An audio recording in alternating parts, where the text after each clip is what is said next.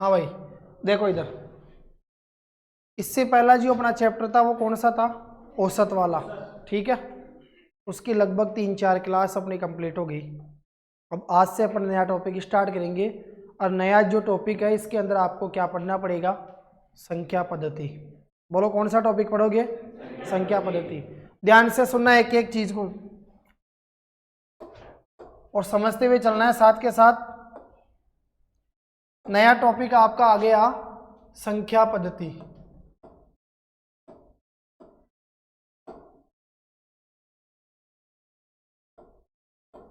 बोलो क्या कहा जाएगा संख्या पद्धति को, नंबर सिस्टम। बोलो क्या कहोगे रे, नंबर सिस्टम।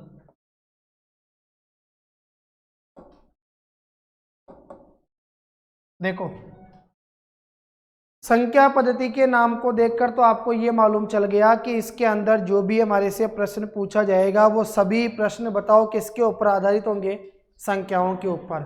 अब मेरी बात ध्यान से सुनना, संख्या पद्धति जो आपका नंबर सिस्टम वाला टॉपिक है ये 3-4 टॉपिकों को एक साथ लेकर चलेगा।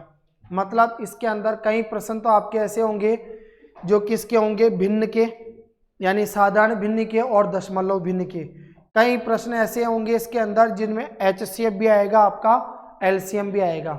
आई बात समझ में। इसी प्रकार जैसे समांतर श्रेणी होती है अपना, जिसको अर्थमेटिक वो कहा जाता है प्रोग्रेशन। कुछ प्रश्न इसके अंदर एलजेब्रा के जो सूत्र होते हैं उनके ऊपर भी क्या होते हैं, आधारित होते हैं। अब संख्या पद्धति के प्रश्नों को पढ़ने से पहले एक तो हम लोग जानेंगे संख्या क्या होती है, संख्या के कौन कौन से प्रकार है, उन संख्या के प्रकारों को लेकर किस प्रकार के प्रश्न पूछे जाएंगे, भाजकता के नियम, सारी चीजें आपको तैयार करनी है। ये सब छोटे छोटे पॉइंट अगर आपके तैयार हो जाएंगे तो पूरे चैप्टर को पढ़ने में कहीं भी आपको दिक्कत नहीं आएगी। देखो छोटी छोटी बिल्कुल बेसिक सी चीज़ों से अपन स्टार्ट करेंगे। जिनको पहले से आता है बहुत अच्छी बात है, सबको साथ में एक एक चीज़ को यहाँ पर सीखते हुए चलना है, ठीक है। बोलो सबसे पहला क्या आया, अंक का शुद्ध मान, या अपन क्या कहते हैं बताओ उसको, जातीय मान। अच्छा मेरी बात सुनो, दो चीज़ें आती है अपने पास में, एक होता है अंक, एक होती है संख्या। फिर इसी प्रकार एक होता है उसका जातीय मान, और एक होता है बताओ उसका कौन सा, स्थानीय मान। इनमें अंतर समझना ध्यान से। अंक हमेशा अकेला होता है, पहली चीज। संख्या 2 या 2 से अधिक अंकों का जो समूह होता है बताओ उसे किस नाम से जाना जाता है, संख्या के नाम से जाना जाता है। अच्छा अंक कौन कौन से हैं, जैसे मैंने स्टार्ट किया 0, 1, 2, 3, 4, 5, 6, 7, 8, 9, 9 तक। 0 से लेकर 9 तक टोटल कितने हो गए, 10 अंक है आपके साथ। 0 से स्टार्ट होगा। अब आप मुझे बताओ रहे सबसे बड़ा अंक बोलो कौन सा होता है, बताओ सबसे बड़ा अंक कौन सा होगा, 9। आई बात समझ में, क्योंकि 9 के बाद में बताओ क्या आएगा, 10, और 10 के अंदर कितने अंक आ गए, 2 अंक। तो इसका मतलब वो अंक नहीं है। अंक बताओ हमेशा क्या होता है, अकेला होता है। तो सबसे बड़ा अंक बताओ कौन सा होता है, 9। अच्छा अगर मैं आपसे पूछूंगा बताओ सबसे बड़ा सम अंक वो कौन सा है, बोलो सबसे बड़ा अंक जो आपका कैसा हो, सम, बताओ वो कितना है, 8। और अगर मैं पूछूं सबसे बड़ा अभाज्य अंक कौन सा है, बोलो, क्योंकि सबसे बड़ा अंक 9 है, 9 आपकी भाज्य संख्या है, क्योंकि 9 के अंदर खुद के अलावा 3 का भाग भी जाता है। 8 की बात करूं तो 8 कैसी संख्या है, सम संख्या है। 8 बताओ किसका क्यूब है, 2 का क्यूब, यानी अगर 2 को 3 बार लिखकर गुणा करते हैं तो बताओ कितना आता है, 8 आता है। तो सबसे बड़ा अभाज्य अंक बोलो कौन सा हुआ, बोलो सबसे बड़ा अभाज्य अंक कौन सा हुआ, 7, ठीक है। अच्छा सबसे छोटा अंक कौन सा होगा,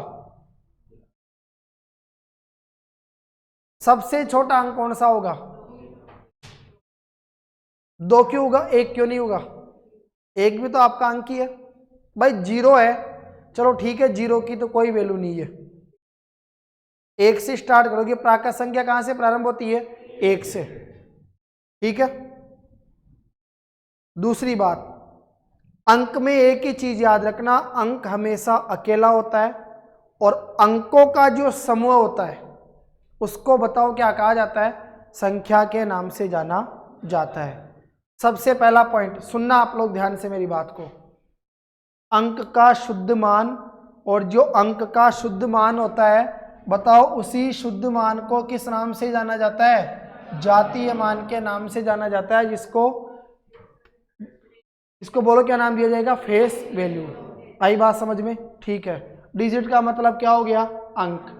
सबसे पहली चीज, किसी संख्या में किसी अंक का शुद्ध मान, मतलब जो उसका क्या है, जातीय मान, वो उस अंक का बोलो क्या होगा, अपना मान होता है, चाहे वह अंक किसी भी स्थान पर हो। इसका एक शाब्दिक अर्थ निकलेगा। 5 है, आपसे पूछेगा 5 का जातीय मान क्या है, आप कहोगे 5 ही है। आपसे पूछेगा 4 का शुद्ध मान क्या है, आप क्या कहोगे, 4 ही है। वो आपसे पूछेगा 2 का जातीय मान क्या है, 2 ही है। तो किसी अंक का खुद का अपना जो मान होता है उसे ही शुद्ध मान कहा जाता है, और वही उसका बोलो क्या कहलाता है, जातीय मान यानी फेस वैल्यू के नाम से जाना जाता है। आई बात समझ में? इसके बाद देखो, जैसे संख्या आपने कौन सी लिखी, अब इसमें आपने क्या देखा, सर 2 या 2 से अधिक अंकों का समूह है, बताओ ये कितने अंकों से मिलकर बनी है, तो आपने कहा 1 2 3 4 5, टोटल अंक बताओ किसमें है, 5, यानी आप कहेंगे 5 अंकों की संख्या। ठीक है। अब मुझे बताओ भैया, इसके अंदर 6 इकाई, दहाई, सैकड़ा, हजार, 10,000, इसको आप कहेंगे 25,946। बोलो क्या कहोगे इसको, 25,946। आई बात समझ में? ठीक है। आगे देखो, आपसे पूछा गया 9 का शुद्ध मान 9 ही होगा, 4 का शुद्ध मान 4 ही होगा। तो पहला पॉइंट आपका क्या तैयार हुआ, ध्यान से सुन लो सभी, वापस कह रहा हूं मैं फिर, अंक हमेशा अकेला होता है, क्लियर। दूसरी बात, 1 से स्टार्ट होगा 9 तक, बड़ा अंक कौन सा होगा, 9। सबसे बड़ा सम अंक कौन सा होगा, 8। सबसे बड़ा अभाज्य अंक कौन सा होगा, 7। 3 चीजें क्लियर। दूसरी बात, कोई सा भी अंक हो, कोई सी भी संख्या हो, उसका जो अपना मान होता है वही शुद्ध मान कहलाता है, उसे ही जातीय मान के नाम से जाना जाता है। ठीक है। अब जातीय मान आपका कंप्लीट हो गया, अब आ जाओ स्थानीय मान के ऊपर। तो एक अंतर तो आपको यह समझ में आना चाहिए कि जातीय मान का मतलब क्या होता है और स्थानीय मान का मतलब क्या होता है, समझना। जातीय मान को कहा जाता है फेस वैल्यू, जबकि स्थानीय मान को बोलो क्या कहा जाता है, पैलेस वैल्यू। क्या कहा जाएगा इसको, पैलेस वैल्यू कहा जाएगा। सुनो ध्यान से, किसी संख्या में कोई अंक जिस स्थान पर होता है वह उस अंक का बोलो क्या कहलाता है, स्थानीय मान कहलाता है। संख्या आपको दिखाई दे रही है, उसके अंदर आप क्या देखोगे कि ये अंक कौन से स्थान पर आया, जिस स्थान पर वो अंक आएगा उसे बताओ क्या कहा जाएगा, स्थानीय मान के नाम से जाना जाएगा। जैसे यही संख्या उठाओ, बोलो कितनी है, 25,946।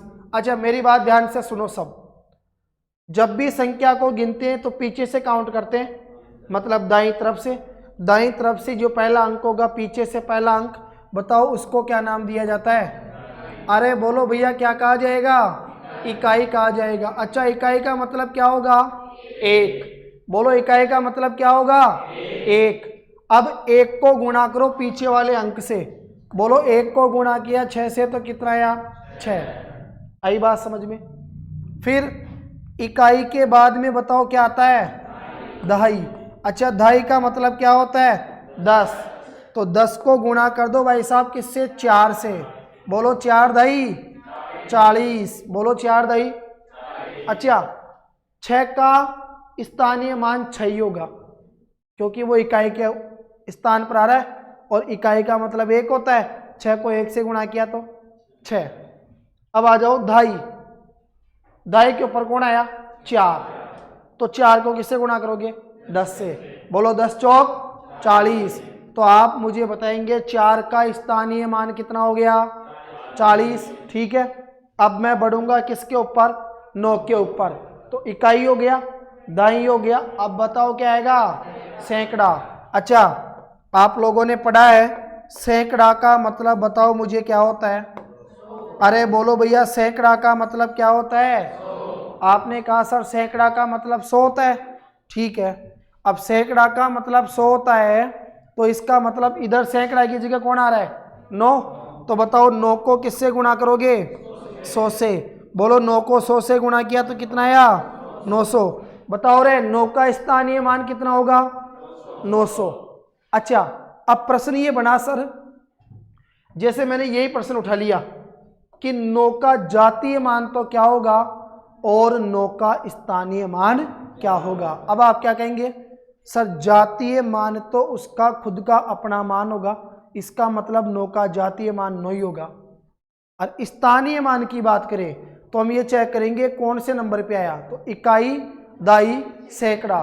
बोलो कौन से नंबर के ऊपर आया? सैकड़ा के ऊपर। रोशनी, अंकों की बात कर रहा हूं मैं। सैकड़ा के ऊपर आया, तो बताओ सैकड़ा का मतलब क्या होता है? 100। 9 को 100 से गुणा किया तो कितना हो गया? 900। अब मैंने प्रश्न बनाया कि आपको बताना पड़ेगा 9 का जो जातीय मान और 9 का जो स्थानीय मान है उसका औसत ज्ञात करो। यह मैंने कह दिया उनके बीच का अंतर ज्ञात करो। तो आपने क्या कहा? एक 900 है, दूसरा 9 है, 900 में से 9 गया तो कितना बचेगा? 891। बोलो स्थानीय मान और जातीय मान के बीच का अंतर कितना आया? 891। आई बात समझ में? चलो आगे देखो भैया, 26,950 में 9 का स्थानीय मान, तो इकाई, दाई, सैकड़ा। सैकड़ा का मतलब 100, 100 को 9 से गुणा किया तो 900। फिर इकाई, दाई, सैकड़ा, 1000। 6 कितने पे आ रहा है? 1000 पे। 1000 को 6 से गुणा करो। बोलो 1000 को 6 से गुणा करो। तो मुझे बताओ 6 का स्थानीय मान कितना हो जाएगा? 6000। आई बात समझ में? इकाई, दाई, सैकड़ा, 1000, 10,000। 2 कितने पे आया? 10,000 पे। इसका मतलब 2 को अगर गुणा करूंगा मैं 10,000 से तो मुझे बताएंगे कितना आएगा? तो आपने कहा सर 20,000 आएगा। तो मुझे बताओ 2 का स्थानीय मान कितना होगा? 20,000। और 2 का जातीय मान क्या होगा? 2 ही होगा। दोनों के बीच का अंतर कितना आएगा? 20,000 में से अगर 2 गया तो कितना बचा? 19,998। बोलो कितना बचेगा? 19,998। आई बात समझ में? ठीक है साहब। तो सबसे पहली चीज, यहां तक का तो आपका काम कंप्लीट हो गया। 4 चीजें आपके सामने आई। एक तो आपने बताओ क्या पढ़ा? अंक का शुद्ध मान। एक आपने क्या पढ़ा? अंक का जातीय मान। तो एक तो हो गया आपका फेस वैल्यू और एक बोलो आपका क्या हो गया? Palace value. ठीक है, इसके बाद सुनो आगे ध्यान से। अब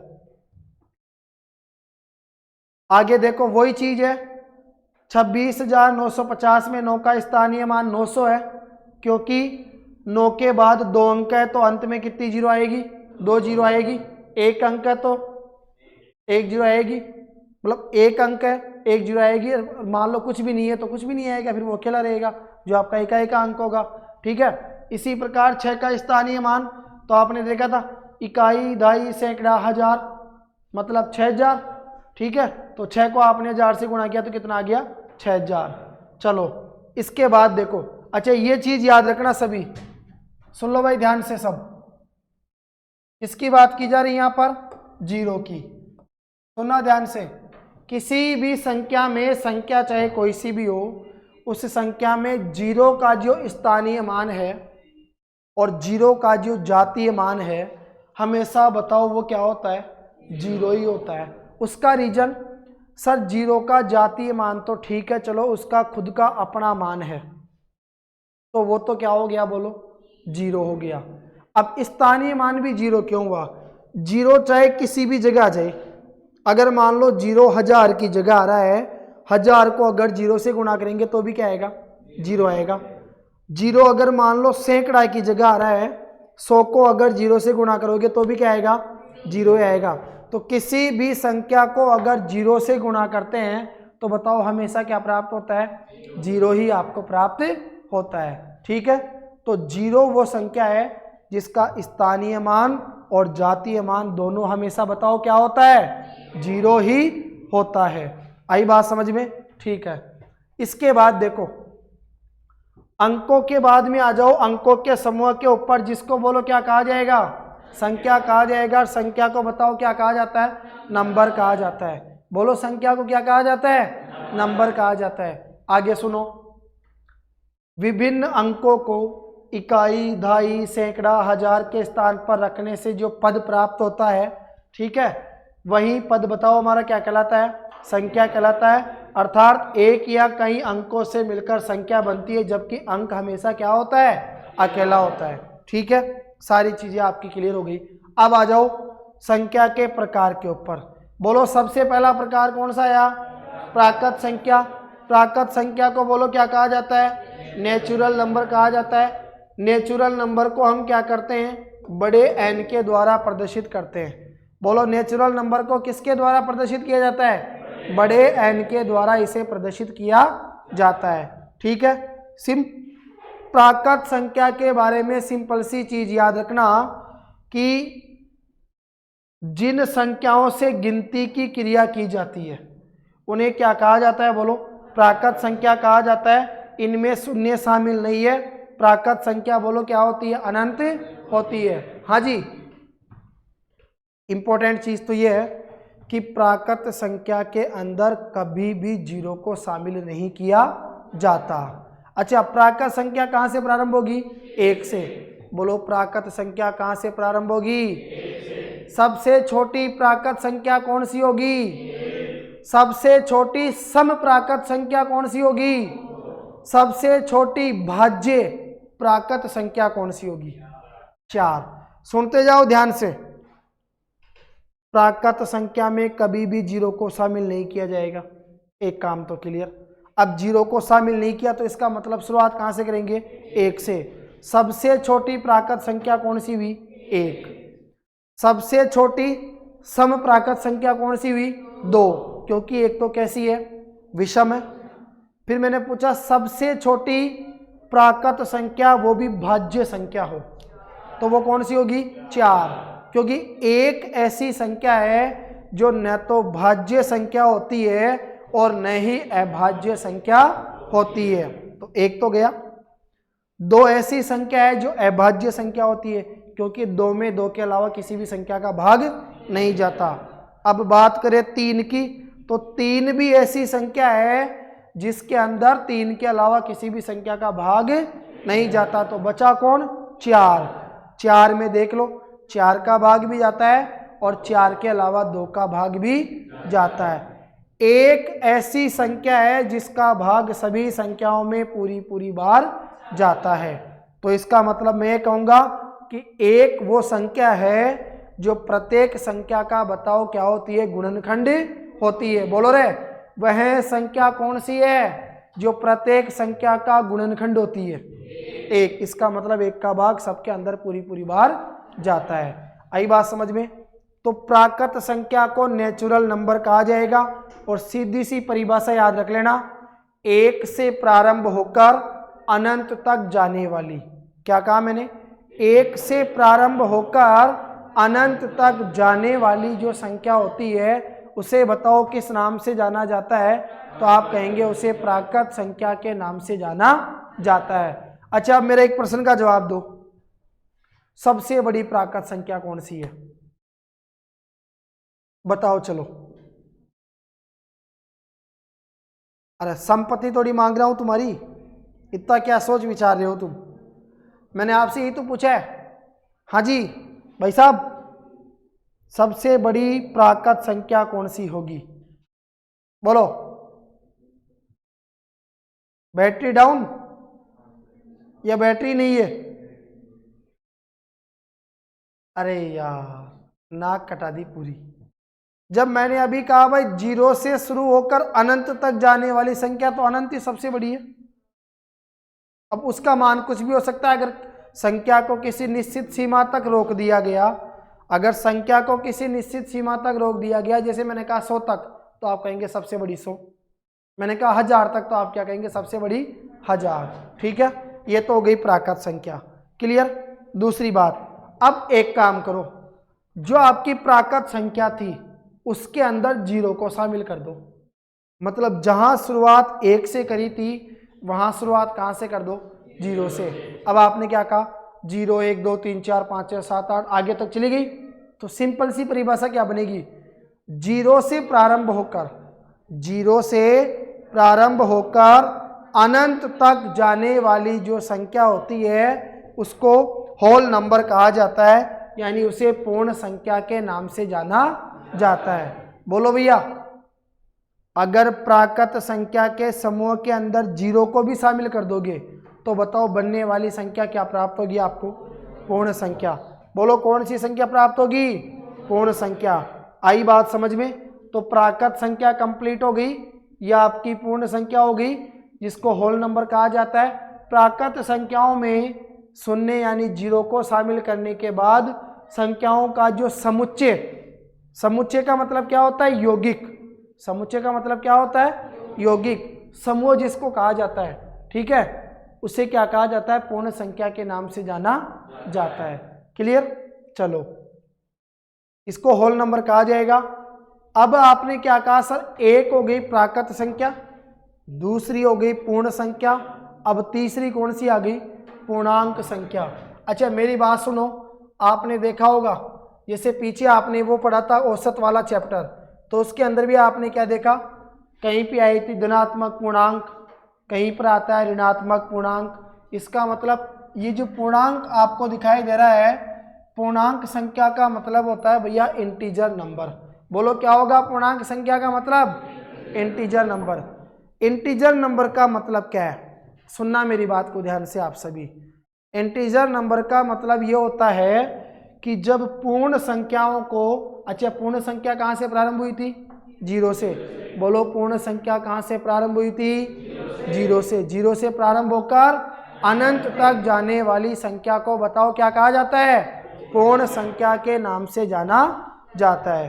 ठीक है, देखो दूसरी चीज, जब पूर्ण संख्याओं को धनात्मक और ऋणात्मक चिन्हों के द्वारा, यानी पॉजिटिव और नेगेटिव चिन्हों के द्वारा दर्शाया जाता है, ठीक है, जब पूर्ण संख्याओं को धनात्मक और ऋणात्मक चिन्हों के द्वारा दर्शाया जाता है तो बताओ इससे बना समुच्चय, इससे बना यौगिक, बोलो क्या कहलाता है?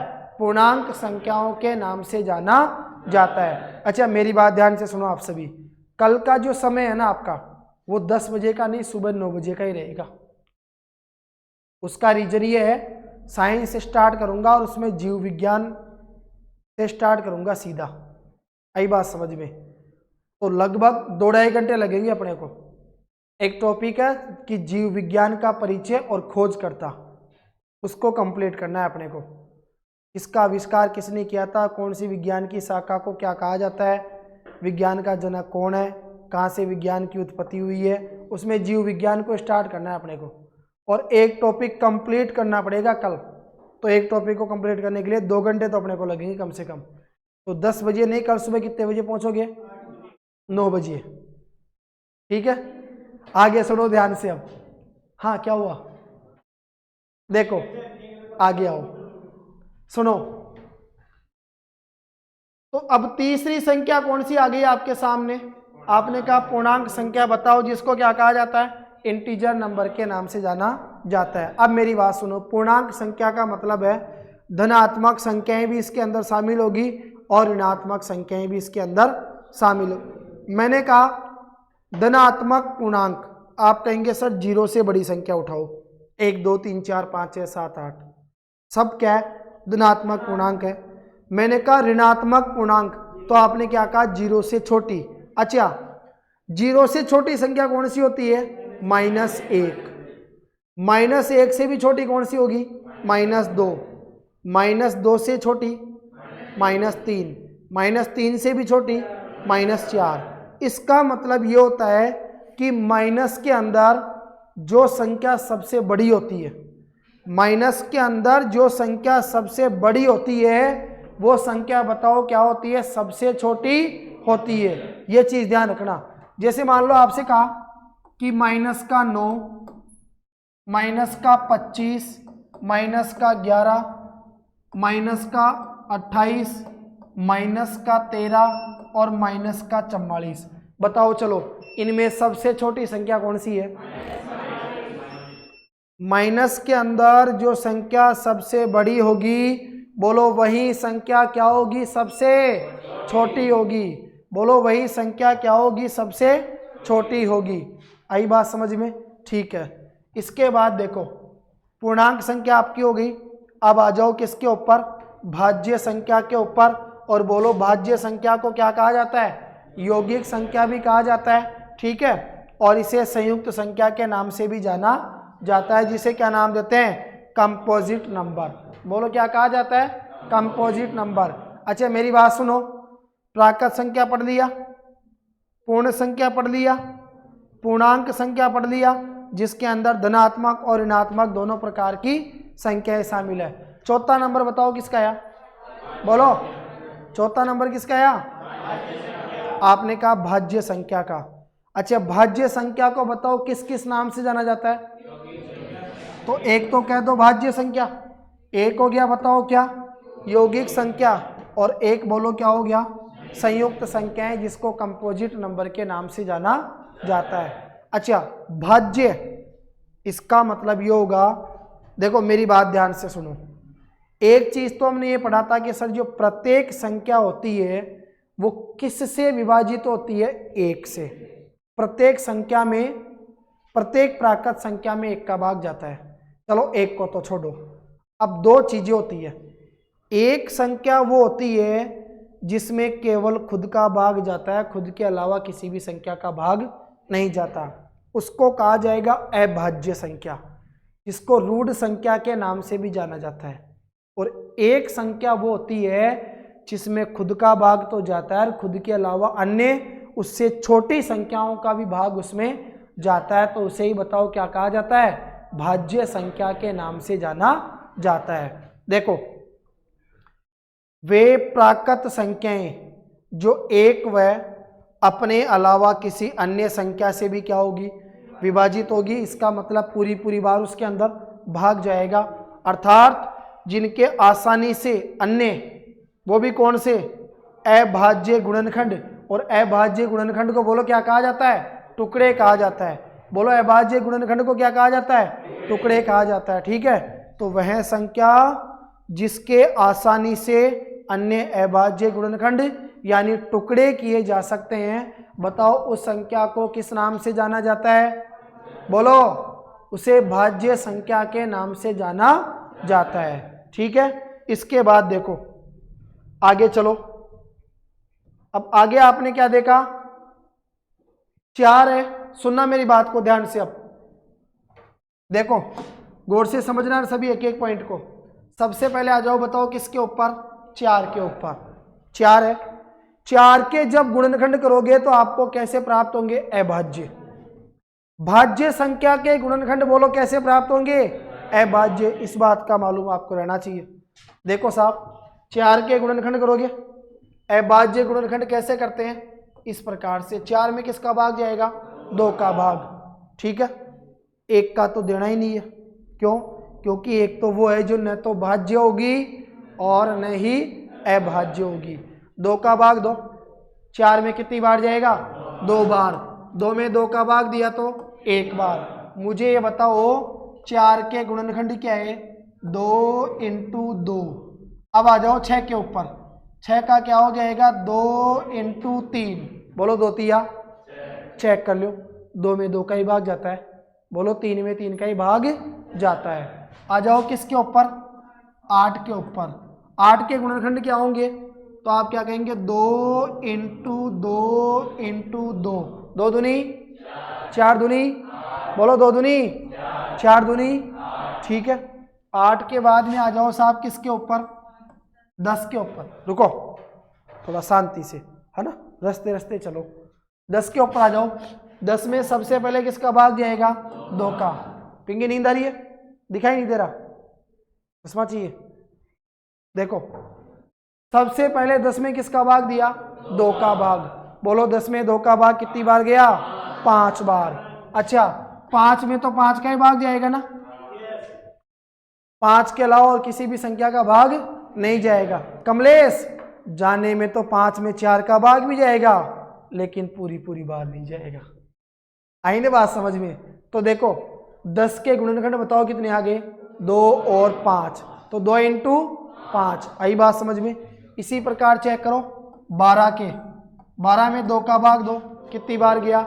6 बार। 6 में 2 का भाग दो, कितनी बार गया? 3 बार। भाई चेक करो, 2 दूनी 4 तिया, 2 दूनी 4 तिया, 2 दूनी 4 तिया 12। यहाँ तक हो गया। अब आ जाओ किसके ऊपर? 14 के ऊपर। बोलो 14 में सबसे पहले किसका भाग दूंगा? 2 का। 2 का भाग 14 में कितनी बार जाएगा? 7 बार। 7 में किसका भाग जाएगा? 7 का, क्योंकि 7 में 7 के अलावा किसी भी संख्या का भाग नहीं जाता। 7 दूनी 14। क्लियर? अब क्या रहा? बोलो 15। 15 में क्या 2 का भाग जाता है क्या? नहीं जाता। हाँ भाई कमलेश, आपके 2 के फाड़े में 15 आते हैं क्या? नहीं आते। तो 15 में अगर 2 का भाग नहीं जा रहा तो बताओ किसका भाग जाएगा? बोलो 15 में किसका भाग जाएगा? 3 का। 3 का भाग दो 15 में, कितनी बार? 5 बार। बोलो 3 पंजे 15। आपने क्या देखा? जितने भी आपके सामने गुणनखंड लिखे हुए दिखाई दे रहे हैं, तो इसका मतलब आप ये कह सकते हैं जब एक भाज्य संख्या के गुणनखंड किए जाते हैं तो बताओ वो हमें कैसे प्राप्त होते हैं? अभाज्य प्राप्त होते हैं। बोलो कैसे प्राप्त होते हैं? अभाज्य प्राप्त होते हैं। आई बात समझ में? छोटे से छोटे गुणनखंड आपको कैसे प्राप्त होंगे? अभाज्य। आगे चलो, इसके बाद भाज्य संख्या हो गई, क्लियर है? अब आ जाओ किसके ऊपर? अभाज्य संख्या के ऊपर। देखो अभाज्य संख्या को तो क्या कहा जाएगा? Prime number. जबकि भाज्य संख्या जो पीछे आपने पढ़ी थी उसको क्या कहा जाता है? इसको बोलो, भाज्य संख्या को हमने क्या नाम दिया था? Composite number. ये इसको को प्राइम नंबर भी कहा जाता है। ठीक है, ये हो गया आपका कंपोजिट नंबर। भाज्य संख्या को यौगिक संख्या कहा जाता है, और यौगिक संख्या को ही बोलो संयुक्त संख्या के नाम से जाना जाता है। इसके बाद में आप आगे साहब किसके ऊपर? रूढ़ संख्याएं। बोलो रूढ़ संख्याओं का दूसरा नाम क्या है? अभाज्य संख्याएं। बताओ अभाज्य संख्याओं को क्या कहा जाता है? प्राइम नंबर के नाम से जाना जाता है। ठीक है, आगे सुनो। हाँ जी, वे प्राकृत संख्याएं जो केवल स्वयं से या एक से विभाजित हो, अन्य से नहीं, अर्थात जिनके आसानी से अन्य अभाज्य गुणनखंड यानी टुकड़े नहीं हो सके, बोले उनको क्या कहा जाता है? अभाज्य संख्याओं के नाम से जाना जाता है। हाँ भाई, ऐसी संख्या जिसके अंदर या तो 1 का भाग जाएगा या खुद का भाग जाएगा, खुद के अलावा अन्य किसी भी संख्या का भाग नहीं जाएगा, बोलो उसको क्या कहा जाता है? बोलो क्या कहा जाता है? उसे अभाज्य संख्या के नाम से जाना जाता है। अब मुझे बताओ, अभाज्य संख्या 1 से लेकर 50 तक कितनी अभाज्य संख्या होती है? 15। 1 से लेकर 50 तक कितनी अभाज्य संख्या होती है? और 1 से लेकर 100 तक कितनी अभाज्य संख्या होती है? 25। और 1 से लेकर 1000 तक टोटल भूलगा। रुक जाओ, ये पोथी पांदड़े बंद कर दो। 1 से लेकर 1000 तक होगी 168। अभी आएगी, ध्यान से सुनो। हाँ, अब याद आ गई साहब। देखो कहते तो तुरंत याद आ जाता है आपको, है ना? तो अब सुनो भाई ध्यान से। सबसे पहली चीज, तुम्हारे इस स्मार्ट भेजे के अंदर ये चीज घुस जानी चाहिए, रात को सपनों में भी ये दिखना चाहिए। 1 से लेकर 100 तक की क्या? अभाज्य संख्या। बोलो सबसे छोटी अभाज्य संख्या कौन सी होगी? देख लो, ये जितनी भी संख्याएं आपको दिखाई दे रही है, ये वो है जिनमें खुद का भाग जाएगा, खुद के अलावा अन्य किसी भी संख्या का भाग नहीं जाएगा। सबसे छोटी संख्या कौन सी आई? 2। अब मेरी बात सुनो, इन पूरी संख्याओं के अंदर जो आपको सामने दिखाई दे रही है, सामने नहीं दिखाई दे रही उनमें भी जो कैसी है? अभाज्य है। अकेला पता है इन सब संख्याओं का सामना कौन कर रही है? ये छोटी, सबसे छोटी 2, देख लो, अकेला इसी का राज चल रहा है। बाकी जितनी भी संख्याएं आप देखोगे सारी की सारी आपको विषम संख्या दिखाई दे रही है, चेक कर लो, और आगे तक के भी विषम संख्या होगी। लेकिन 2 जिसमें मीना जैसी एनर्जी है, ये 2 वो संख्या है जो सम संख्या होते हुए भी बताओ कैसी है? अभाज्य संख्या। तो ये चीज हमेशा याद रखना कि एकमात्र वह संख्या कौन सी है जो अभाज्य संख्या होते हुए भी बताओ कैसी संख्या है? सम संख्या है। और वो बताओ क्या है? सबसे छोटी। अरे सबसे छोटी अभाज्य संख्या, और वो भी सम संख्या कौन सी है? 2। फिर सबसे छोटी अभाज्य संख्या, और वो भी विषम, बोलो कौन सी है? 3। फिर आगे आ गया 5, 7, 11, 13, 17, आगे चलता रहेगा। अच्छा, मैं आपसे एक प्रश्न पूछूंगा, है ना? जवाब देना, जिसको जवाब आए केवल वो हाथ खड़े करना, और मैं खड़ा करके पूछूंगा। ध्यान से सुन लो। हेलो, आंखें बाद में साफ करना, इधर देखो। मैंने एक प्रश्न लिखा आपके सामने, हाथ खड़े कर लेना जिसको भी आए, नहीं आए तो फिर मैं सामने बुलाऊंगा। प्रश्न है आपका, देखो, बोलो क्या लिखा? बोलो। अरे तू टा में गिनते आएगा तो टा लगा दिया आगे, इधर टी की बात कर। हाँ जी, मैंने कहा सबसे छोटी। अच्छा, सबसे छोटी लिखता है, देखो पूजा सारे पन्ने चेक करिए भाई, कहाँ से पूछ सकते हैं, है ना? मैंने कहा सबसे छोटी, फिर मैं जाऊंगा किसके ऊपर? भाज्य के ऊपर। मैंने कहा सबसे छोटी भाज्य, फिर मैंने कहा वो भी आपसे विषम संख्या कौन सी है। हाँ जी, जिसको इसका जवाब आता है वो हाथ खड़े कर लेना। जिसको भी इसका जवाब आता है वो हाथ खड़े कर लेना। और मैं आपको जानकारी के लिए कह दूं, अड़ोसी पड़ोसी से पूछकर स्मार्ट नहीं बने, ये बहुत बड़ी दुविधा में आपको फंसा देगा। और जो इंटेलिजेंट बनेंगे सहायता कर्मी, वो पहले काम में आएंगे। हाँ जी, तो देखो समीर, बंद कर दो उसको, रामायण को बाद में बाँचना, खड़ा हो तू पहले। देखो अपनी क्लास का सबसे इंटेलिजेंट विद्यार्थी है ये पूरी क्लास का, खड़ा हो समीर चौधरी। और समीर चौधरी बताएगा आपको कि सबसे छोटी जो भाज्य संख्या है, और वो भी विषम संख्या होगी, वो कौन सी है बताओ? 9 क्यों है? चलो मीना आप बताओ मुझे जल्दी से। हाँ जी, मीना देगी इस प्रश्न का जवाब। खड़ी हो मीना, बताओ क्या होगा इस प्रश्न का सही जवाब? सुनो ध्यान से, अब चलो बताओ मीना।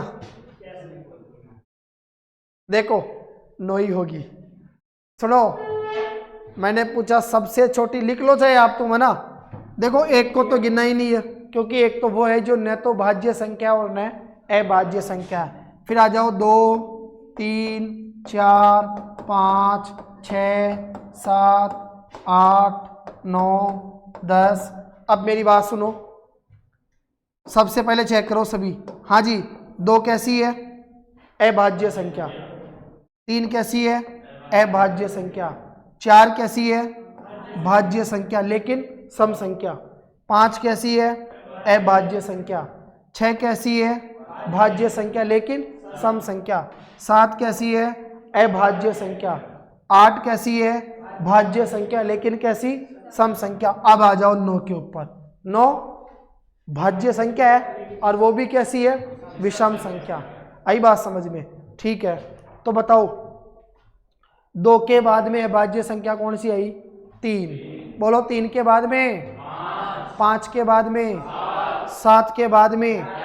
11 के बाद में? 13 के बाद में? 17 के बाद में? 19 के बाद में? 19 के बाद में? 20। ये लो, देखो ये है, ये है गणित का मजा, इसे कहते हैं ना धुन में धुन मिलाना। उधर मस्त धुन चल रही है, उनको इतना ही पूछा 19 के बाद में 20, भाई सही है, लेकिन उनको ये पता नहीं है मैं कौन सी रामायण कर रहा हूँ। धन्य हो जगत जननी। हाँ जी बोलो रे। अरे 19 के बाद में अभाज्य संख्या कौन सी है? 23। 23 के बाद में 29 के बाद में 31 के बाद में 37। 37 के बाद में कौन सी? 37 के बाद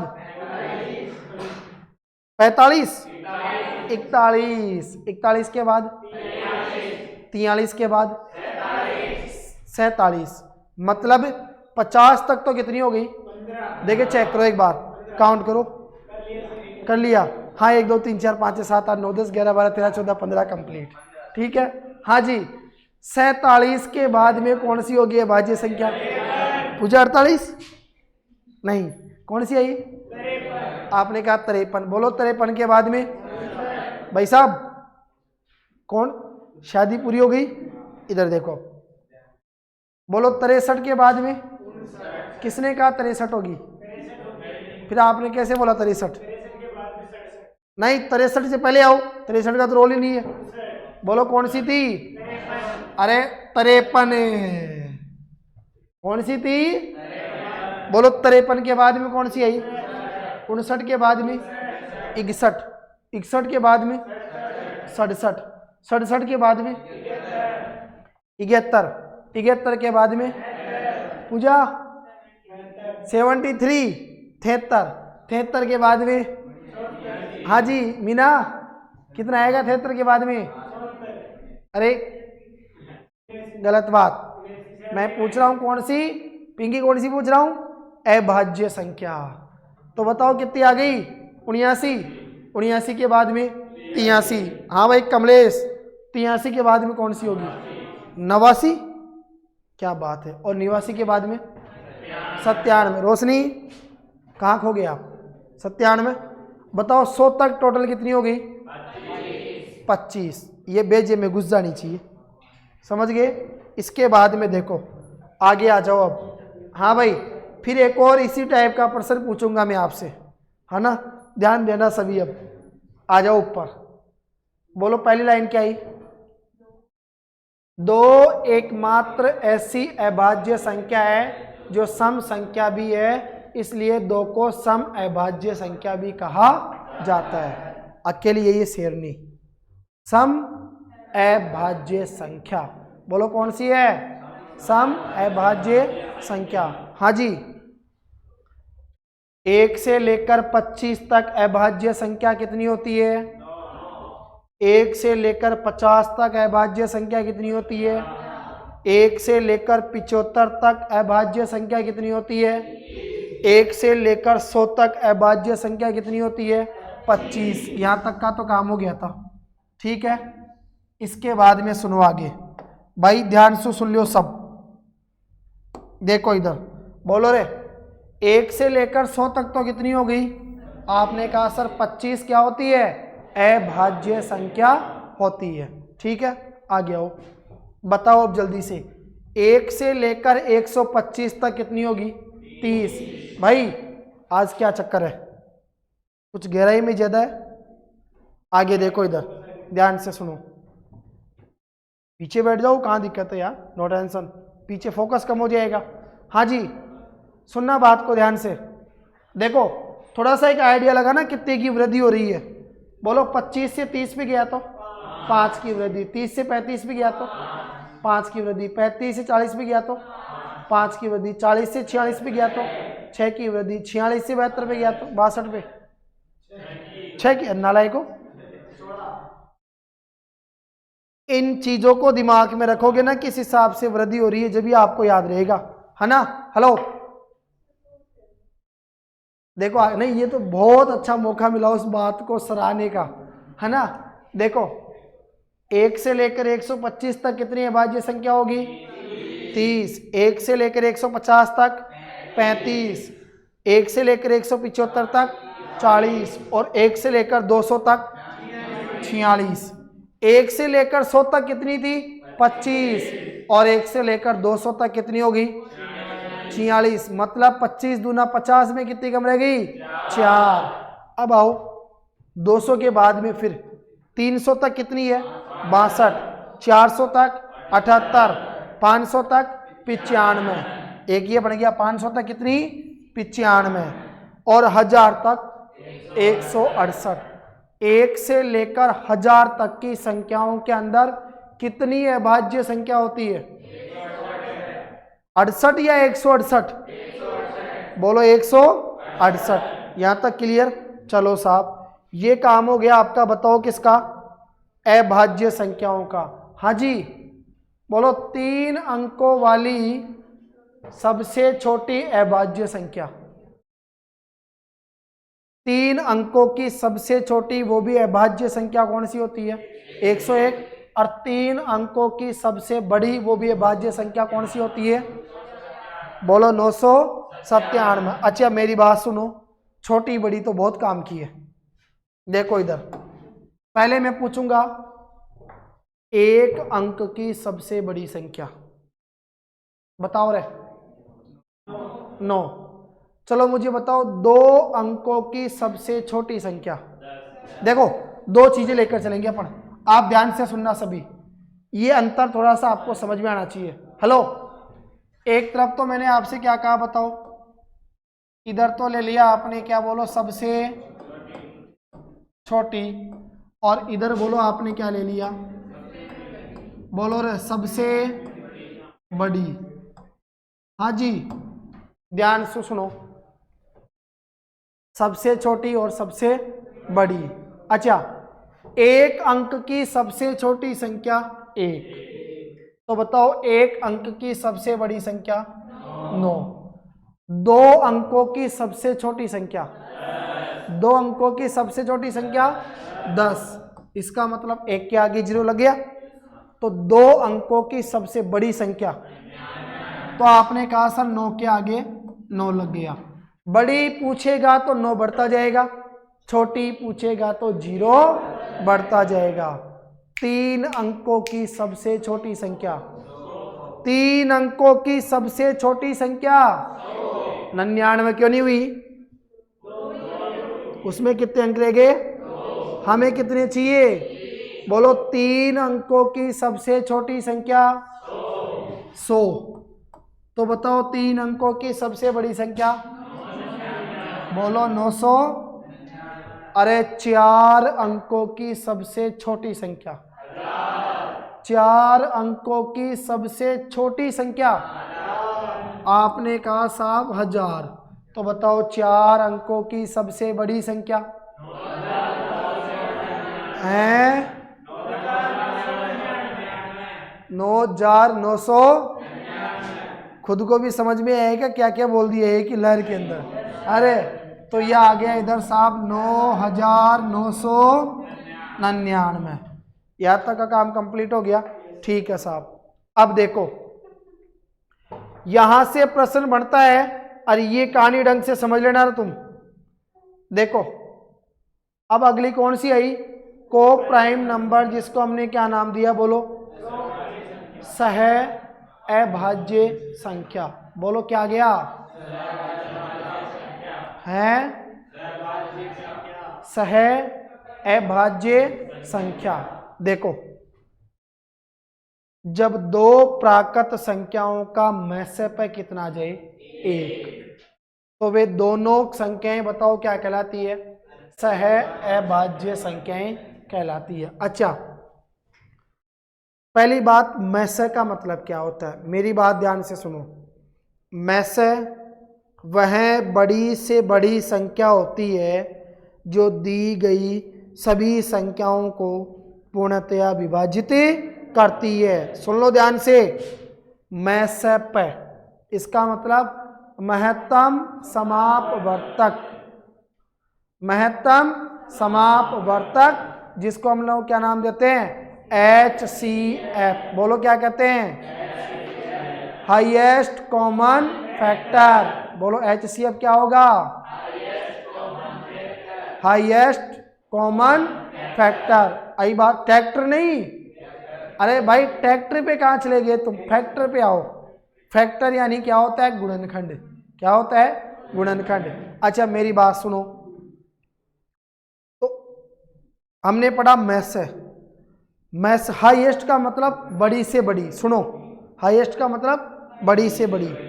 अब बड़ी से बड़ी ऐसी संख्या ढूंढो जिसका भाग दी गई सभी संख्याओं के अंदर पूरी पूरी बार चला जाए। अच्छा मेरी बात सुनो, अगर दो संख्या आपके पास में है, उनका आपने में से निकाला HCF, और HCF कितना आया? 1, तो बोलो उनको क्या कहा जाएगा? सह अभाज्य संख्या के नाम से जाना जाएगा। चेक करो, ऐसी बड़ी से बड़ी संख्या बताओ जिसका भाग 4 में पूरी पूरी बार चला जाए, 9 में पूरी पूरी बार चला जाए। एक ही है, क्योंकि 4 में 4 का भाग जाता है तो 9 में नहीं जाता, 4 में 2 का भाग जाता है तो 9 में नहीं जाता, 9 में 3 का भाग जाता है तो 4 में नहीं जाता। इसका मतलब जब HCF निकालोगे तो आपको पता है 4 का 9 का HCF बताओ क्या आएगा? 1 ही आएगा। दोनों में कोई भी गुणनखंड कॉमन नहीं आएगा। दोनों के जब अभाज्य गुणनखंड करोगे तो इनमें कोई भी गुणनखंड बताओ क्या नहीं आएगा? कॉमन नहीं आएगा। और जब कोई भी गुणनखंड कॉमन नहीं आता है ना रोशनी, तो इसका मतलब, हाँ तो बोलना ही है, तो इसका मतलब बताओ वो संख्या कौन सी होगी? सह अभाज्य संख्या। अरे बोलो कौन सी होगी? सह अभाज्य संख्याएं। आई बात समझ में? इसके बाद देखो अब क्या आई? सम संख्या, इवन नंबर। बचपन से पढ़ते आ रहे हो, बचपन में पढ़ा ही नहीं, और बचपन अगर बचपना में गुजार दिया तो वो अलग चीज है। अच्छा, सम संख्या को कमलेश अंग्रेजी में क्या कहते हैं? Even number. देखो इसकी क्या अंग्रेजी स्मार्ट है ना? सम संख्या क्या होती है? बचपन में क्या सिखाया गया था? वह संख्या जिसमें 2 का भाग पूरी पूरी बार चला जाए, उसको बताओ क्या कहा जाता है? सम संख्या। अरे जिस संख्या में 2 का भाग पूरी पूरी बार नहीं जाए उसे क्या कहा जाता है? उसे विषम संख्या के नाम से जाना जाता है। विषम संख्या को ऑड नंबर कहा जाता है। उसमें पढ़ते हैं ना कैलेंडर के अंदर, विषम दिन, ऑड डेज है, ओडी डेज नहीं, सुनो, ऑड डेज यानी क्या होता है? विषम दिन। अच्छा मेरी बात सुनो, वह संख्या जिसका अंतिम अंक, अंतिम अंक का मतलब इकाई का अंक। देखो कोई भी संख्या हो, उस संख्या का जो अंतिम अंक होता है बताओ उसे ही क्या कहा जाता है? इकाई का अंक कहा जाता है। तो यदि किसी संख्या का इकाई का अंक 0, 2, 4, 6, 8, और भाई मूसल 10 में अंक आएगा क्या? 10 तो संख्या बन गई। तो देखो वह संख्या जिसका इकाई का अंक 0, 2, 4, 6, 8 आ जाए वह सम संख्या कहलाती है। और वह संख्या जिसका इकाई का अंक 1, 3, 5, 7, 9, 1, 3, 5, 7, 9 आ जाए बताओ उसे क्या कहा जाता है?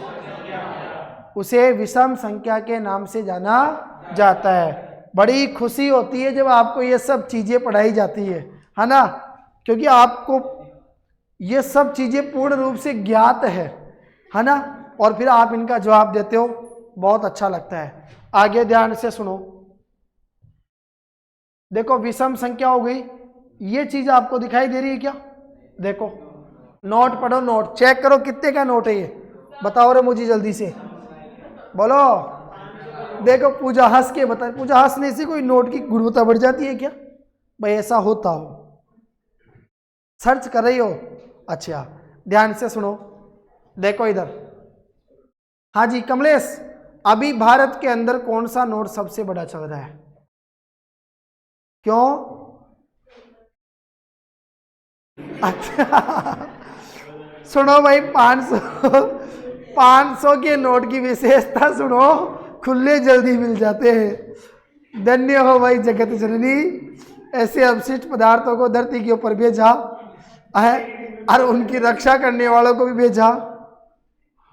मैं अपने आप को ना बड़ा गौरवान्वित महसूस करूंगा कि ऐसे महापुरुषों को पढ़ाने का मुझे अवसर यहाँ इस धरती के ऊपर मिला है।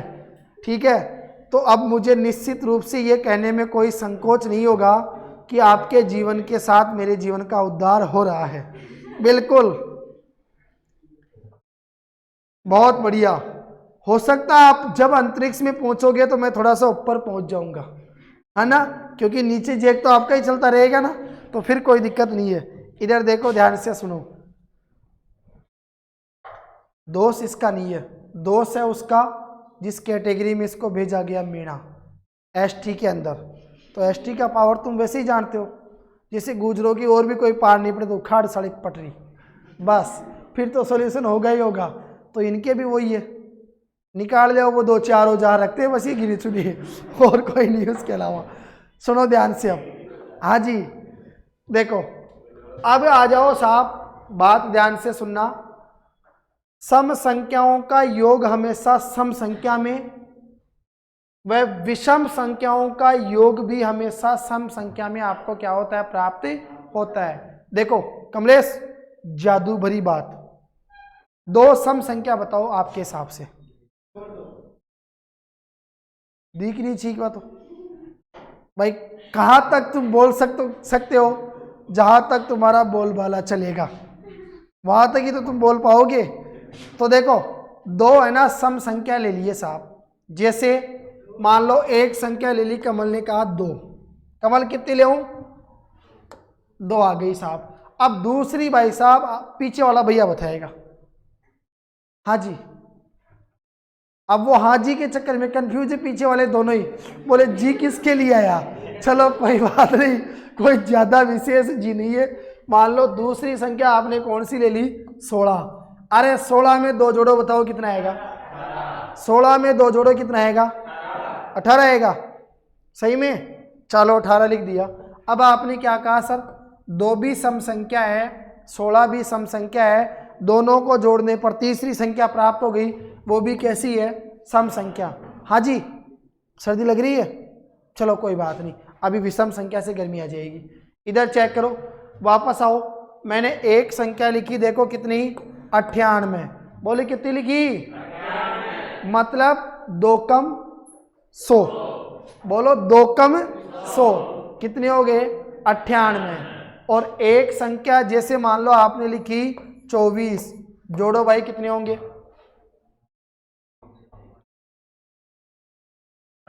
122, यस 122। तो यहां से तो एक चीज ये क्लियर हुई कि अगर दो सम संख्याओं को, भाई खींच के मार, बढ़िया साला खींच के दे, हल्का मत दे, आवाज यहां तक आनी चाहिए, अभ्यास कर रहा है वो, है ना। सुनो ध्यान से, तो हमने क्या देखा, जब दो सम संख्याओं को जोड़ा जाएगा तो उनका जो योग हमें प्राप्त होगा, बोलो भाई वो भी कैसा होगा, सम संख्याएं क्या हो जाएगा, हमारे को प्राप्त हो जाएगा। अब सम संख्या के बाद में चलूंगा, बताओ किसके ऊपर, बोलो किसके ऊपर, विषम संख्या के ऊपर। ठीक है, चलो एक काम करो, दो विषम संख्या बोलो, बोलो। पहली बात तो सोच समझ के बोलना, कहीं तुम विषम में विषम को घुसा दो, ऐसा काम मत करना। अरे थोड़ा नीचे आ जा रहे यार, लिखते लिखते मेरा समय पूरा हो जाना, नहीं तो। चलो एक कमल भैया ने कहा 51, और दूसरी वो दिलकुश भैया बताएगा पीछे वाला, बोलो दूसरी कौन सी होगी, है। चलो मान लो, देखो दिलकुश उसी का नाम रखा जाएगा जिसका दिल खुश होगा, सही बात है कि नहीं है। चलो ये ले लिया आपने 97। अब आपने क्या देखा, दोनों कैसी है, विषम संख्या, दोनों कैसी है, विषम संख्या। एक काम करो, जोड़ो इनको। आपने कहा 148, 148 कैसी है, सम संख्या। तो हो सकता है क्या, होता ही है। दो अगर विषम संख्याओं को जोड़ा जाएगा तो दो विषम संख्याओं को जोड़ने पर जो उसका योग हमें प्राप्त होगा, बोलो वो संख्या कैसी होगी, सम संख्या। बोलो कैसी होगी, सम संख्या। और ले चलो दो विषम संख्या जिनको जोड़ो, सुनो ध्यान से देखो। चला अमन, तेरी बात को रखते हुए हमने लिख दिया 111, ठीक है। 111 में जोड़ो, सुनीता कह रही है सब 99 जोड़ो। ले बेटा रोई मत, 99 जोड़ो। हाँ जी बोलो भाई, 111 में 99 को जोड़ो, कितना आएगा? 210। तो आपने क्या देखा? वही बात कमलेश, गणित देख ले क्या कहती है। दो सम संख्याओं को जोड़ी तो भी सम संख्या ही, और दो अगर विषम संख्याओं को जोड़ी तो भी कैसी प्राप्त हुई? सम संख्या आपको क्या हो गई? यहाँ पर प्राप्त हो गई। बोलो यस या नो? हेलो यस बोलो, यस। आगे सुनो। हाँ जी अब आ जाओ ध्यान से। कमलेश बता कितनी संख्या अब तक हमने पढ़ ली? कमलेश भूल गया पीछे ही काउंटिंग, है ना। अब चलो बताओ नई संख्या कौन सी आएगी? बोलो कौन सी आएगी? आ जाओ साहब परिमेय संख्या के ऊपर। ये देखो भाई, बोलो परिमेय संख्या को अंग्रेजी में क्या कहा जाता है? Rational number. सोचो तुम, हिंदी के साथ तुम्हारी अंग्रेजी भी स्मार्ट बनती जा रही है, और जब हिंदी अंग्रेजी दोनों अगर तुम्हारी स्मार्ट हो गई तो सोचो तुम्हारी जो मुख से जो वाणी निकलेगी, है ना, मुख वाणी, वो सोचो कितनी स्मार्ट निकलेगी। सोचो, और वो भी इतनी स्मार्ट कि जब सामने वाले के सामने बोलोगे तो वो जो सामने वाला जो तुम्हारे सामने वो नतमस्तक हो जाएगा साहब, बिल्कुल बोले यार ये तो बहुत इंटेलिजेंट है ना। हाँ आने देखो ध्यान से सुनो। अमन तो वो है जिसको तीसरी भाषा भी खूब आती है, वो आपकी प्योर मारवाड़ी, है ना, क्योंकि अमन की तो प्रसिद्धि किसके पीछे है? उसी चीज के पीछे। तो इधर देखो साहब, आ जाओ परिमेय संख्या जिसको रेशनल नंबर कहा जाता है। एक पूर्णांक, अच्छा पूर्णांक के अंदर आपने पीछे क्या सीखा था? धनात्मक संख्याओं का और ऋणात्मक संख्या। अपन तो जीरो याद है, जो बार बार जीरो ही घूम जाए दिमाग में। क्यों? जीरो बहुत काम देता है तुम्हारे टेस्ट में, साला कुछ भी आए कि नहीं आए लेकिन जीरो जरूर आता है। तो ये तो भाई जीरो की खोज बहुत सोच समझ कर की गई है।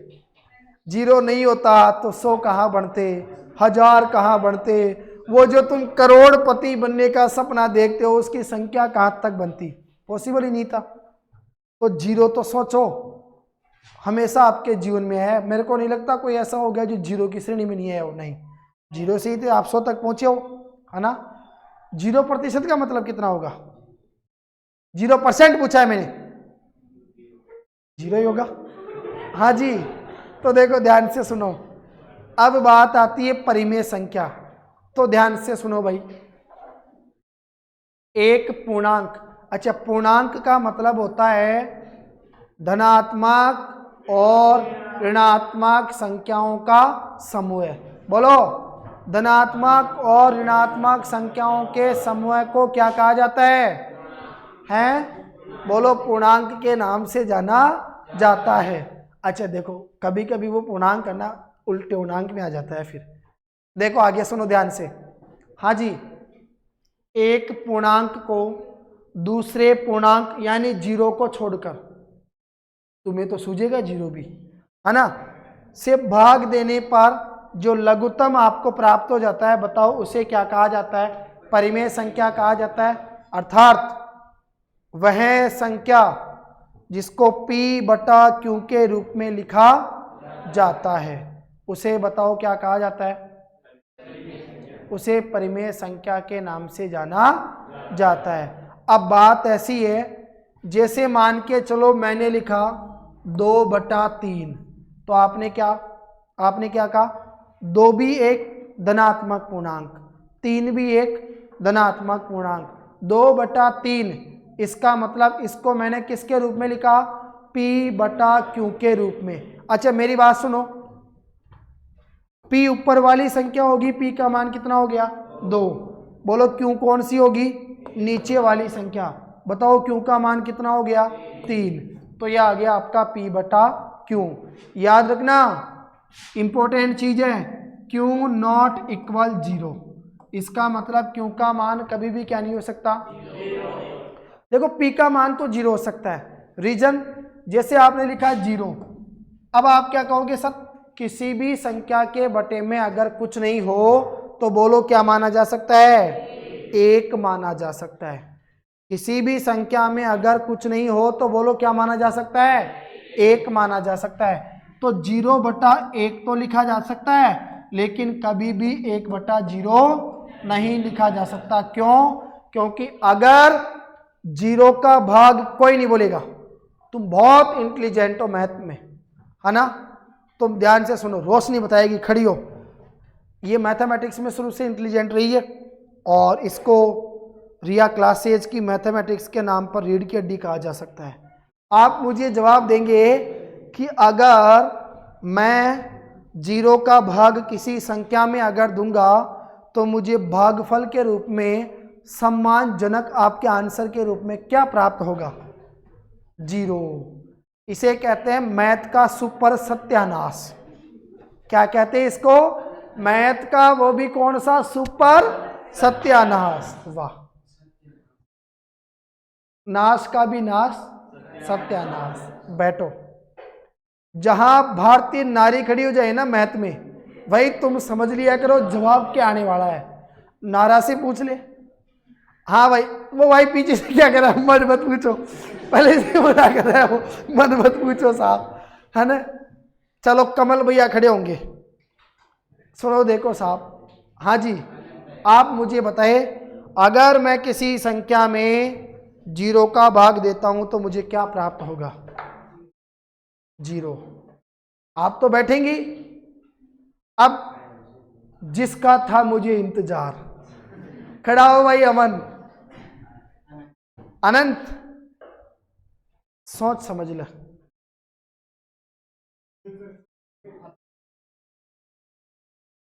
अपरिभाषित। बैठो।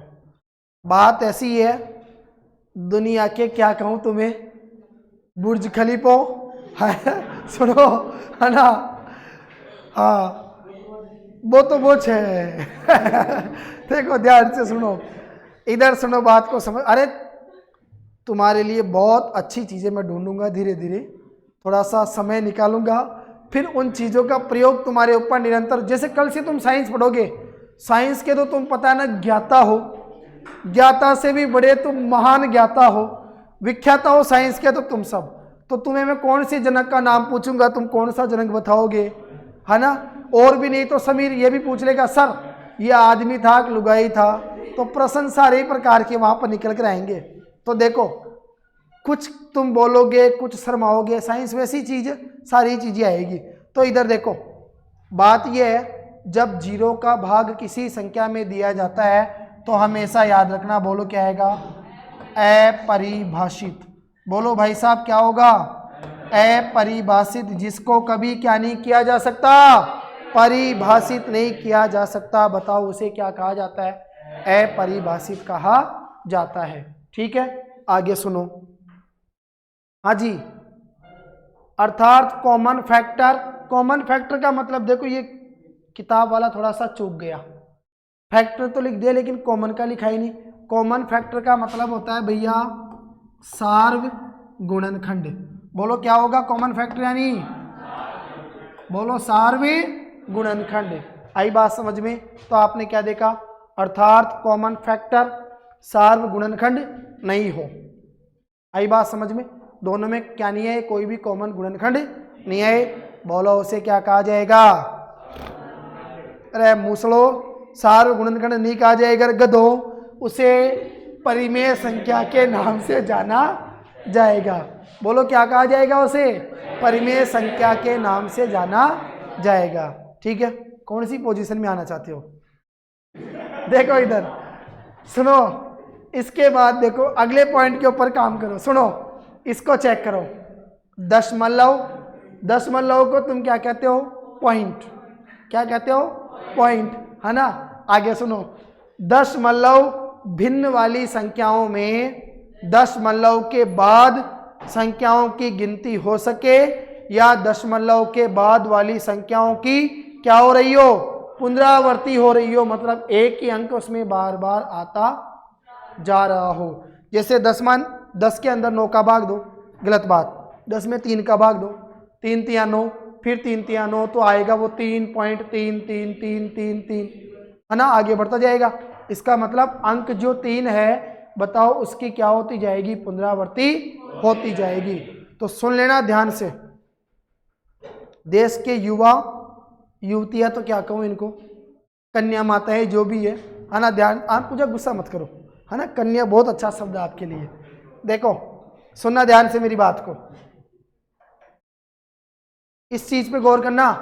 हेलो, दशमलव जो आपका पॉइंट होगा उस दशमलव भिन्न वाली संख्याओं में दशमलव के बाद वाली मतलब पॉइंट के बाद वाली संख्याओं की एक तो क्या की जा सके, गिनती की जा सके। ठीक है भाई, 2 है 3 है 4 है उस हिसाब से, और या फिर है ना दशमलव के बाद वाली संख्याओं की क्या होती रहनी चाहिए, पुनरावृत्ति होती रहनी चाहिए। ठीक है, उनको बताओ क्या कहा जाता है, परिमेय संख्या कहा जाता है। अच्छा 1 2 3 4 ऐसे मत कहना भाई इसको गिनती 4 तक ही आई, गिनती इसको अनंत तक आती है।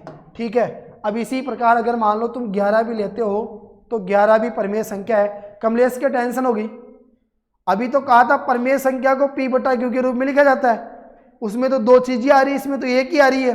फिर कमलेश क्या सोचेगा, इधर का एक p इधर का एक q है ना, तो ये ऐसे बना देगा, जबकि ऐसा नहीं बनेगा कमलेश। अगर किसी भी संख्या के बटे में कुछ नहीं हो तो बोलो क्या माना जा सकता है, 1 माना जा सकता है। तो 11 के बटे में कुछ नहीं है तो क्या मान लिया, 1। मैंने कहा है कौन सी तान आई, देखो इसी प्रकार मैंने कहा 25, भाई 25 भी परिमेय संख्या है क्योंकि 25 के बटे में कुछ नहीं है तो क्या मानोगे, 1। शाबाश। अब देखो 1/2, अच्छा 1/2 इसको p, इसको किसके रूप में लिखा गया, p बटा q के रूप में लिखा गया। चेक करो, 1 में 2 का भाग 2, अरे 1 में 2 का भाग 2 देंगे कहां से, भाग ही नहीं जाता। कमलेश भाग ही नहीं जाता लिख देना, इसमें भाग ही नहीं जा रहा, दो कहां से। 1 में अगर 2 का भाग देंगे तो आप कहेंगे सर यहां तो आएगा 0 और पॉइंट। कमलेश ये 0 आकाश मार्ग से आया और आके यहां बैठ गया, भाई मैं आ गया। अब जैसे यहां पॉइंट लगी तो बताओ यहां पर क्या उतरेगा, 0। तो मुझे बताएगी पिंकी, पिंकी यहां 0 उतरते कितना हो जाएगा, 10। क्या 10 में 2 का भाग जा रहा है, यस यस, बोलो 10 में 2 का भाग कितनी बार जाएगा, 5। कितनी बार, 5 बार, बोलो 5 बार गया, 2 पंजे और 10 में से 10 गया तो क्या दशमलव के बाद वाली संख्या को गिना जा सकता है क्या, चश्मा लगा के भी गिना जा सकता है और बिना चश्मा के भी गिना जा सकता है। इसका मतलब ये कैसी संख्या है, भूल गए, परिमेय संख्या। बोलो कैसी संख्या है, परिमेय संख्या। हाँ जी, अब आ जाओ 2/5, इसका मतलब 2 में 5 का भाग नहीं जाता, 0 पॉइंट कितने हो जाएंगे, 20। 20 में कितनी बार जाएगा, 4 बार। आई बात समझ में, ये हो गई परिमेय संख्या। देखो नोट, देखो स्पेशल नोट, सभी प्राकृत संख्याएं जो आपने पढ़ी थी 1 से लेकर अनंत तक, पूर्ण संख्याएं 0 से लेकर अनंत तक, पूर्णांक संख्याएं प्लस की और माइनस की। ठीक है, भिन्न संख्याएं, भिन्न क्या होती है, p बटा q होती है, अंश बटा हर, न्यूमिनेटर अपॉन डेनोमिनेटर अंग्रेजी में कहो तो तुम, है ना। क्या कहोगे, भिन्न संख्या वह संख्या जो अंश बटा हर के रूप में लिखी जाती है उसे क्या कहा जाता है, भिन्न संख्या के नाम से जाना जाता है। ठीक है, भिन्न संख्या हो गई, आवर्ती, अशांत, दशमलव। ठीक है, एक हो गया आवर्ती, अशांत, दशमलव। दशमलव प्रसार 2 प्रकार का होता है, शांत और अशांत। ठीक है, शांत का मतलब वो नहीं है शांति गया, है ना। हाँ देखो इधर सभी पूर्ण वर्ग संख्याएं। अच्छा आप मेरी बात सुनो, देखो कमलेश भैया खड़े होंगे, खड़े हो स्मार्ट भैया, है ना। अब ये मुझे बताएंगे कोई 4 पूर्ण वर्ग संख्याएं, खड़े हो भैया, आप मुझे बताओ कोई सी भी 4 पूर्ण वर्ग संख्याएं, जवाब दो। अमन अपने जवाब को अंदर ही रखो, बाहर मत बांटो। खड़ी हो मीना, मीना मुझे बताएगी 4 पूर्ण वर्ग संख्या कौन कौन सी है। चलो पिंकी जवाब देगी, छोटी पूजा, मैं ये सोच रहा हूँ वो एग्जामिनर कौन था जिसने आपको कक्षा 10 में पास कर दिया, और उस समय किसका शासन था धरती के ऊपर? हाँ जी, ये बताएंगे अजय? हेमराज। अच्छा, आप बताओ, अभी खूब फटकार दिया आपने, बोलो। चलो आंसू, इधर देखो, दो, नहीं नहीं दो। पूर्ण वर्ग संख्या को कहा जाता है परफेक्ट स्क्वायर नंबर। बोलो क्या कहा जाता है? परफेक्ट स्क्वायर नंबर, यानी वह संख्या जो किसी संख्या का वर्ग हो। अरे मूसड़ो, वह संख्या जो किसी संख्या का वर्ग हो उसे क्या कहा जाता है? पूर्ण वर्ग संख्या के नाम से जाना। 2 का स्क्वायर 4, 3 का स्क्वायर 9, 6 कौन बोला रही है? कौन बोला? क्या बोलने के बाद खुद ही पूछा, कौन बोला? 4 का स्क्वायर 16, 5 का स्क्वायर 25, 6 का स्क्वायर, तो बात ऐसी है 4 है ना, 9, 16, 25, 36, 49, 64, 81, 100 गणी। ये सब की सब बताओ क्या होती है? पूर्ण वर्ग संख्या, यानी परफेक्ट स्क्वायर नंबर। ठीक है, आगे सुनो, सारी की सारी क्या होती है? परिमेय संख्या होती है। आगे चलो, अब बोलो परिमेय के बाद किसके ऊपर आए? अपरिमेय के ऊपर। कमलेश, अपरिमेय तो पढ़ना पड़ेगा, बता। एक पक्ष की बात कर लिए तो दूसरी पक्ष की तो बात करना जरूरी नहीं, तो तुम्हारा खाया पिया जमीन नहीं होता जब तक। तो आ जाओ हाँ, ये बच्ची कह रही, मैं इस बात से सहमत हूं, बिल्कुल कन्या माता नहीं है। आगे सुनो, देखो इधर, अपरिमेय संख्या, irrational number. What is mean of irrational number? Please. Yes, बोलो क्या होगा? अपरिमेय संख्या। हाँ जी, इरेशनल नंबर, इसका मतलब हो गया अपरिमेय संख्या। पीछे वाले का अपोजिट, विलोम। चलो, वह संख्या जिसको p बटा q के रूप में नहीं लिखा जा सकता। बोलो, वह संख्या जिसे p बटा q के रूप में नहीं लिखा जा सकता। अरे जिसे p बटा q के रूप, ये बच्ची सोच रही है, सोच बेटा। वह संख्या जिसे p बटा q के रूप में नहीं लिखा जा सकता, बोलो उसे क्या कहा जाएगा? है अपरिमेय संख्या के नाम से उसे जाना जाएगा। आई ना बात समझ में? शाबाश। इधर देखो, हाँ फिर जानेंगे, पहले इधर देखो। हाँ जी, अर्थात जिसका कोई निश्चित अंत न हो,